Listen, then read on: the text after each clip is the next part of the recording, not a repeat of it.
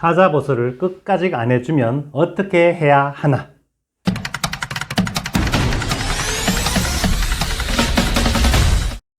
안녕하십니까. 친절한 생활연구소 김도영 소장 김소장입니다.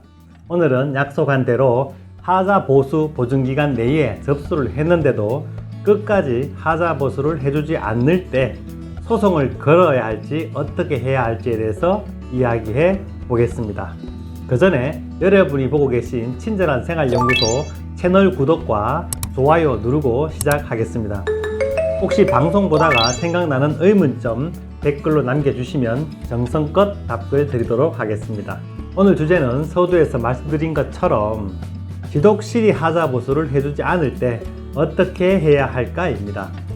지난번 새집 들어갔는데 시공하자가 많을 때를 정리 한번 해 보겠습니다. 1번 시공하자를 발견한 입주민은 시공사 또는 시행사에 하자 보수를 신청한다. 2번 접수를 받은 시공사는 15일 이내에 보수를 하거나 구체적 보수 일정이 적힌 하자 보수 계획서를 입주민 또는 입주자 대표회의 또는 관리사무소로 제출한다. 이렇게 해서 보수가 끝나면 가장 바람직한데, 3번 보수도 안 해주고 보수 계획서도 안 준다면 문제가 되겠죠. 이때는 구청에 신고해서 구청장이 언제까지 하자 보수를 하라는 시정명령서를 시공사에 보낸다 입니다. 4번 구청장이 지정한 날짜까지 하자 보수가 혹시 되지 않는다면 5. 구청에서 시공사로 과태료 통지서를 보낸다가 절차입니다. 이건 공동주택관리법에 명시된 절차인데 시공사도 잘 지키지 않고 구청도 잘 지키지 않는 그런 규정입니다. 법에는 하여간 이렇게 잘 되어 있습니다.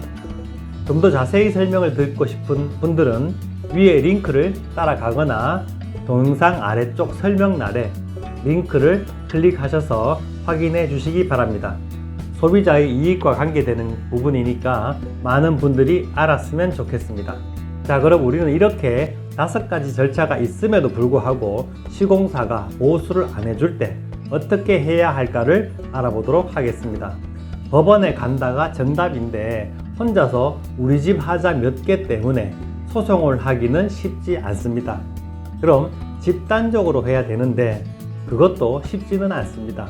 대부분 아파트는 입주하는 순간부터 하자가 눈에 보이고 이렇게 보이는 하자를 시공사 AS팀이나 관리사무소에 신고를 하기 시작합니다. 여기서 일반 주민들이 놓치는 한 가지는 접수한 그 접수 내용을 나는 보관하지 않는다는 겁니다. 예를 들어서 2020년 9월 18일 큰방에 누수가 발생했다고 접수를 했다면 AS팀에 접수를 하고 접수증을 달라고 하거나 접수한 내용을 사진으로 찍어서 보관해야 됩니다. 여러분도 다 아시겠지만 법원에 가면 결국 남는 것은 서류뿐이잖아요.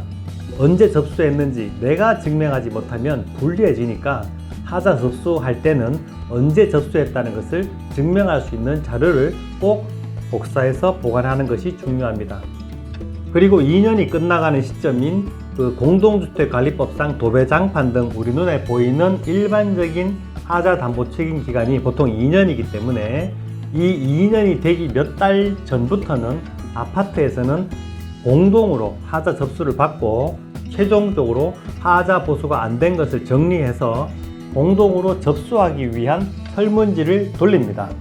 이때 내 권리는 내가 찾는다는 생각으로 하자, 우리 집에 있는 하자를 꼼꼼히 찾아보고 하자가 있거나 또는 의심가는 부분이라도 있다면 설문지에 기록해서 관리소 또는 AS센터로 제출하고 제출한 서류는 말씀드린 것처럼 복사해서 보관해야 됩니다.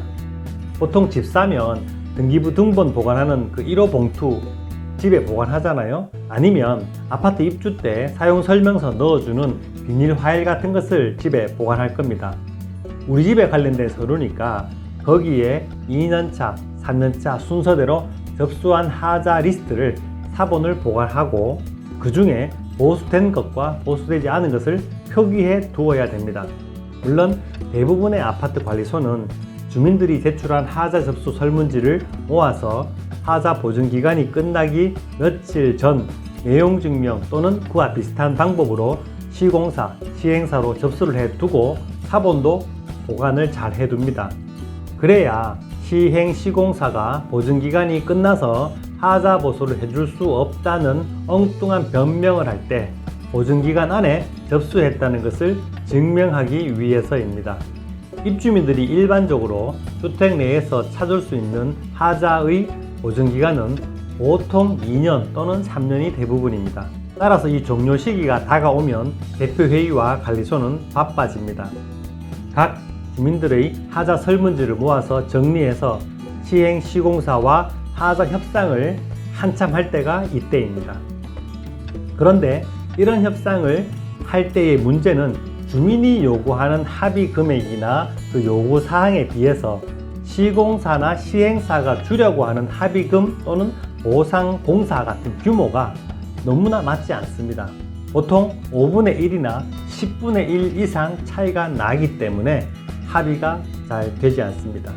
다행히 협상이 잘 돼서 합의가 되었다면 다행이지만 시행사와 협상이 잘 되지 않는 경우라면 하자 소송을 할 수밖에 없습니다. 하자 소송을 하게 되면 가장 민감한 부분이 바로 제척기간이라는 것이 있습니다. 쉽게 말해 언제까지 소송을 해야 배상을 많이 받을 수 있나 하는 것인데, 예전에 2013년 6월 18일 이전에 분양된 건물의 경우에는 매년 하자 종료일 이전에 하자 내용을 내용증명 등으로 제대로 청구만 했다면 하자 채권이 살아있어서 조금 늦게 하자 소송을 진행하더라도 하자 보증금보다 더 큰 판결이 나더라도 모두 받을 수 있었습니다. 그런데 2013년 6월 18일 이후 분양된 아파트의 경우에는 집합 건물의 소유 및 관리에 관한 법률 제9조에 따라서 공동주택관리법의 하자 담보 책임 기간 이후에는 손해배상 책임이 없어진다. 다만 하자 보증사의 담보 채권은 남아 있어서 하자 보증금 한도 내의 배상만 가능하다는 것이 법조계의 주된 의견입니다. 결론적으로 크게 이겨도 돈을 모두 받을 수 없다는 겁니다. 왜냐하면 대법원에서 공동주택도 구건설산업법 제28조에 하자 담보 책임 기간을 제척 기간으로 해석하고 있기 때문입니다.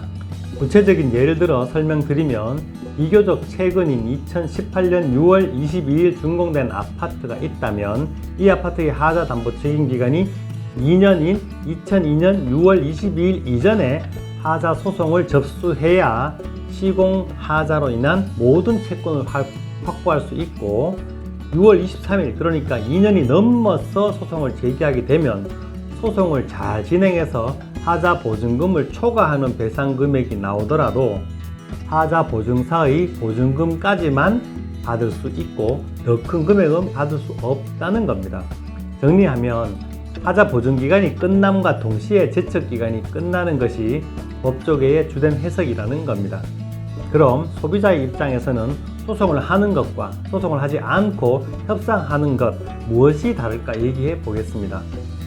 시공사에서는 하자 소송을 시작하게 되면 지금 운영하고 있는 AS팀을 완전히 빼고 보수를 중지하겠다는 협박 아닌 협박을 하는 경우도 있는데, 이건 업체에서 생각해야 되는 것이 소송을 해서 감정평가를 받을 때 하자의 양이 적으면 적을수록 배상 금액이 적어지는데 보수를 굳이 안 할 이유가 없죠.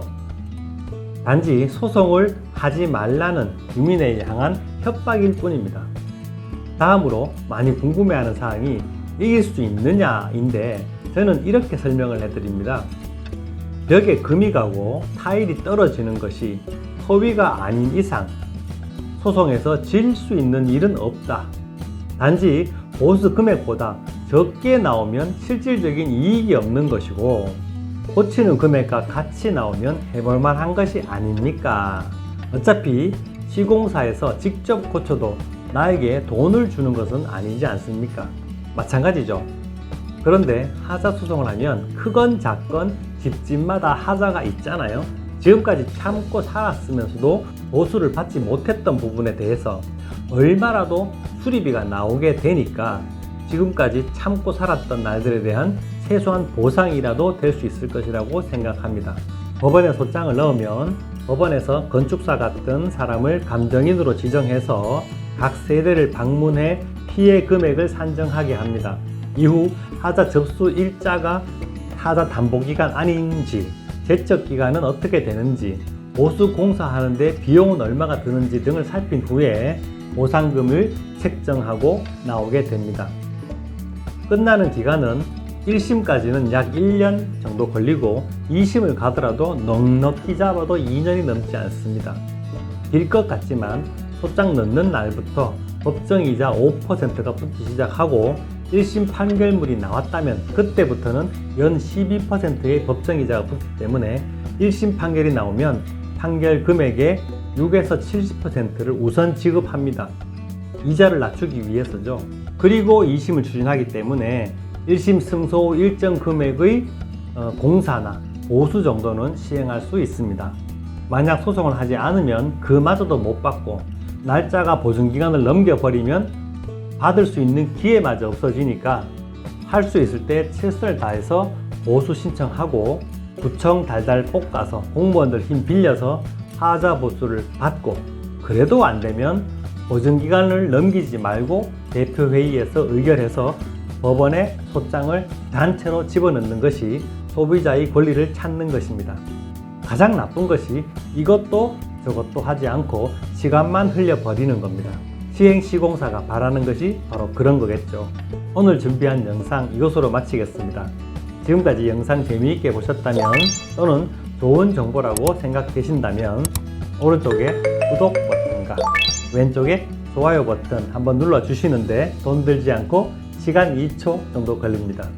그럼 친절한 생활 연구소 김도영 소장, 김 소장 물러가겠습니다. 감사합니다.